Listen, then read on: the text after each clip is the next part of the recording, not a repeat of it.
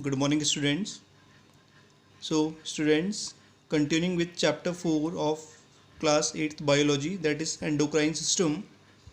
Today we have to discuss the fourth gland, and this is the last gland which we have to discuss, and the gland is pancreas.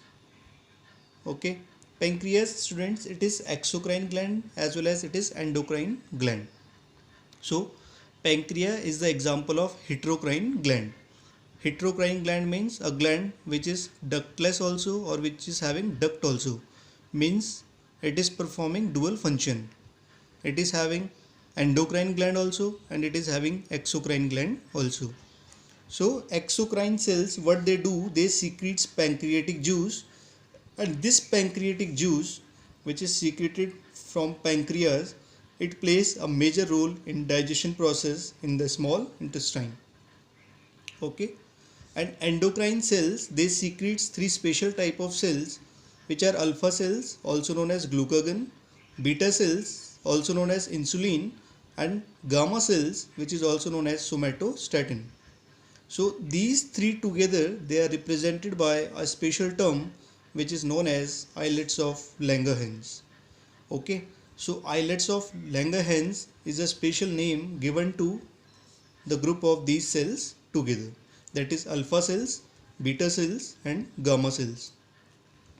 Okay, now students, we will discuss some of the disorders of pancreas. Now see, if pancreas do not function normally, there are two disorders which occurs. First is diabetes mellitus and second is hypoglycemia.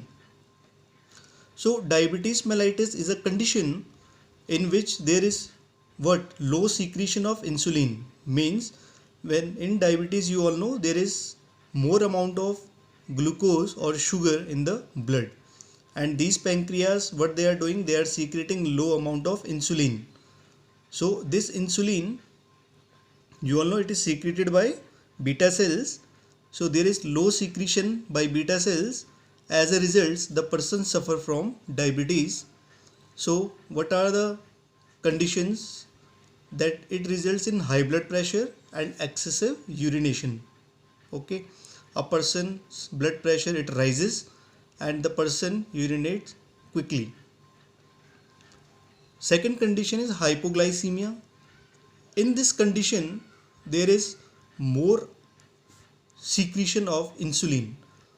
So this insulin, what it does, it makes lower level of the glucose or sugar in the blood.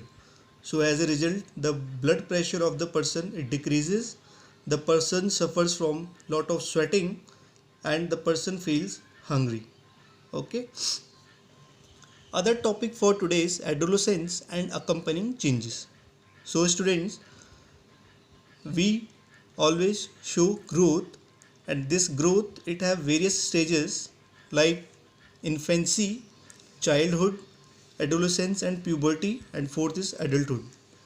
So infancy is the period from birth to about 2 years. So during this, what happens, the babies shows rapid growth, and the babies or the small child, they learn to sit, they try to stand, and they recognize to remember the people or the things around them. Second stage is childhood.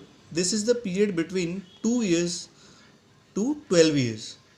So there is a steady growth in the size and weight of the body, and children grows intellectually, emotionally and socially. So there is intellectual growth, emotional growth and social growth. Next is adolescence and puberty. Now student, this is the stage between childhood and adulthood. In this, body attains reproductive maturity. So it is 11 years to about 18 to 19 years it remains. So adolescents, basically they are known as teenagers because basically it is from 13 to 19 years of age.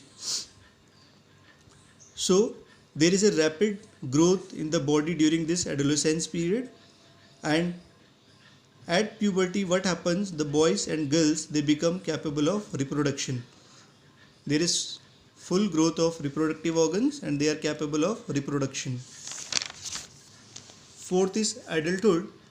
Now students, adulthood, it is a state when all the body systems are fully developed, but the person is still growing emotionally and socially.